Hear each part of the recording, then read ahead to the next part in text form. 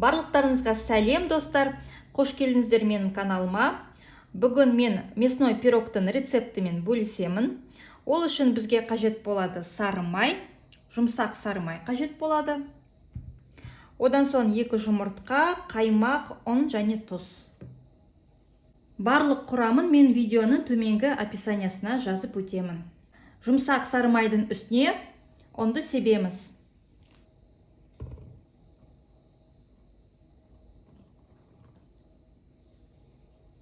Жақсылап тұрып араластырамыз. Одан соң 2 үлкен қасық қаймақ саламыз. Менде қаймақ дүкеннің қаймағы. Толтырып аламыз. Міне, біреу.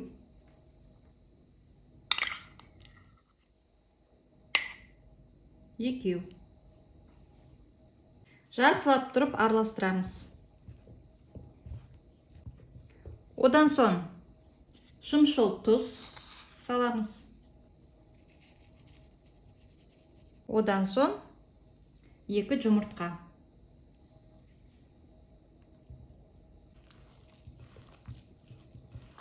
Осындай қамыр шығуы тиіс.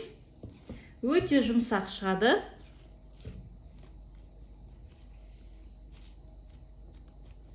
Қолға жабыспайды. Енді қамырды шетіне қарай алып қоямыз. Салманы дайындаймын, яғни начинка. Ол үшін бізге қажет болады ет. Менде тартылған ет 250 грамм. Одан соң 40 қабат капуста, жарты пияз, 1 картоп, одан соң тұз және де бұрыш саламын. Енді салманы өздеріңіз қалауынша ұнағанын саласыздар. Достар, осындай менде салмасы дайын болып шықты. Оған мен картопты кубик қып турадым.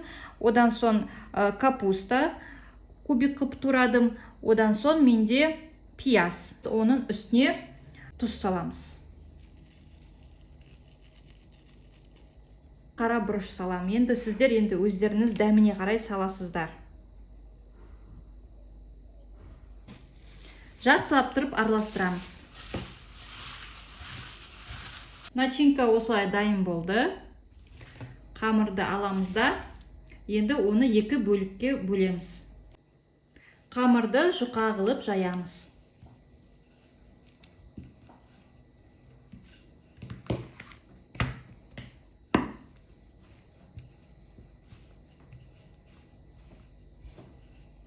Дайын болған қамырды пергаменттің үстіне жаямыз.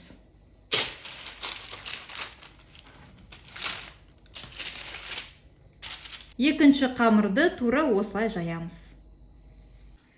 Қамырдың үстіне мен начинкасын салып қойдым. Екінші қамырмен енді осылай бетін жауып қоямыз. Жақсылап тұрып осылай арасын жабыстырып өтеміз.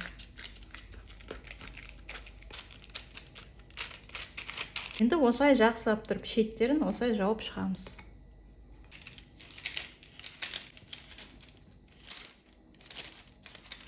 Арасын осылай вилкамен басып шығамыз. Іші піссін деп.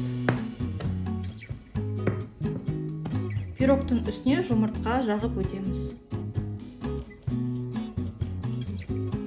Енді бұл өздеріңіз қалауынша кунжутты себуге болады үстіне. Енді ысып тұрған пешке, яғни духовкаға 180 немесе 200 градуста шамамен 35 немесе 45 минут пісіреміз.